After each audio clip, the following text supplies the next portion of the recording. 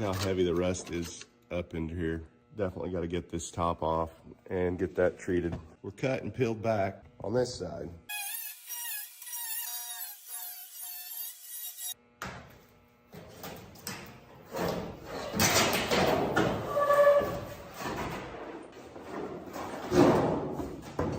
Okay, here's our piece. Okay, so we've got our donor patch cut out. Got the Multimatic 220. See if we can start burning some of this in. So here's how it shaped up. It lays in there pretty good. We got good penetration all the way through.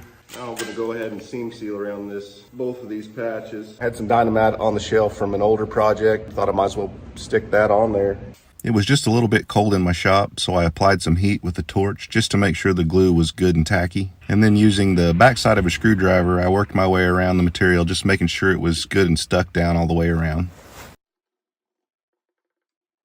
So I ordered some insulating foam off of Amazon. Okay, we've gone about as far as we can. We've done both layers, good as it's gonna get.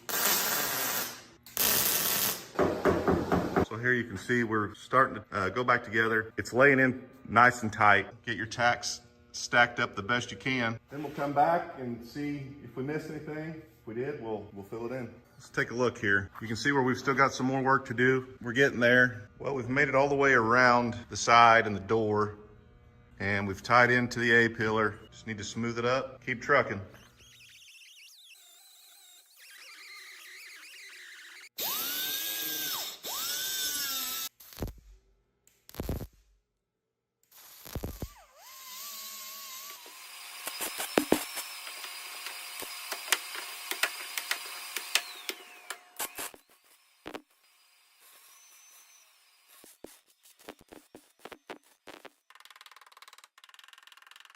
I mixed up some of the fiberglass reinforced filler.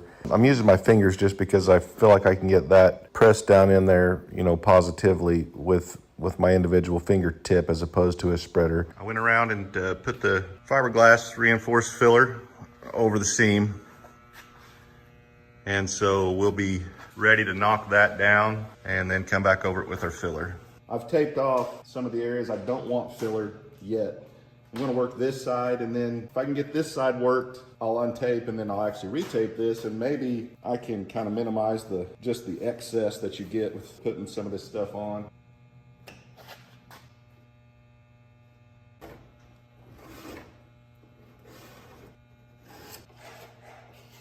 Starting to smooth out a little bit. It wasn't real bad. I just felt like after all the hammer work and welding, I mean, I didn't want it to look just awful. So that's pretty much that. We'll go ahead and block this out.